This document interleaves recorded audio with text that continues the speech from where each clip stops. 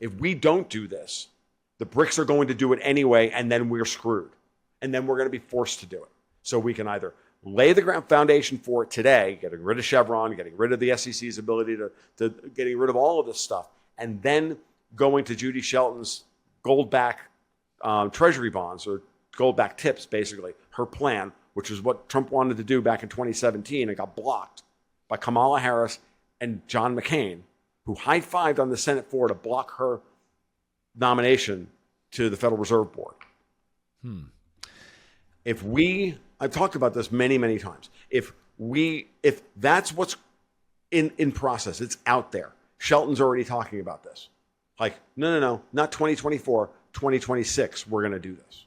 Like, the evidence, the circumstantial evidence is all there that this is all going to get done. Because if we don't do it, when Enbridge gets turned on and the BRICS institute the unit and all this other stuff, once that happens, they're not going to be able to hold the gold price down. The gold price is going to go to $7,000, $8,000, $9,000 an ounce over the course of the next decade.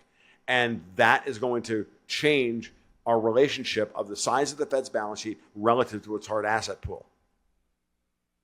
And I firmly believe that we'll wind up in some kind of negotiated settlement and the world breaking off into blocks and domestic versus international versions of the currencies, similar to the yuan. Everybody's going to go to the yuan model by the time this is over, by the way.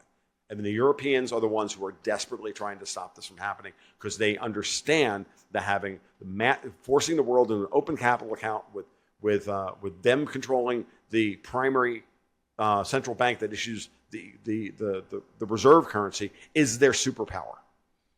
They ran it with the Brits, they ran it with us, and they want to run it with Europe through the IMF and the UN, and it's not going to happen. The BRICS have already walked away from this in the United States, and there are powerful forces within the United States that are setting things up to walk away from this as well. And all that has to happen is we get political control over the United States and we stay out of World War III. Two big ifs. Two big ifs. Two big ifs. That's interesting that you throw that out there. And I want to have you walk us through mechanically how that would work. But just to kind of set the stage for this, you mentioned that we're either going to do it first or we're going to do it later. And so kind of set the stage for this. I've been following Luke Grauman's work for a long time, and he talks about this quite often. And he does. And basically what we're seeing is this is already happening through, and especially with the big news about Saudi Arabia and whatever, the end of the petrodollar, whatever it is that they're doing, certainly moving to this Enbridge product, the CBDC bridge, if you will, which circumvents the entire dollar SWIFT system, the correspondent banking system, all these things. Right. Why people say the dollar can't be replaced? Well, it can't be replaced easily because of the correspondent banks in the SWIFT system, but we could just build a new system that doesn't require that, and that's sort of what this Enbridge is. But what China's doing is then allowing, say, Saudi Arabia to trade in yuan and then recycle those surpluses into gold through their gold markets. And that's what's pushing the gold price up in the Shanghai markets, et cetera.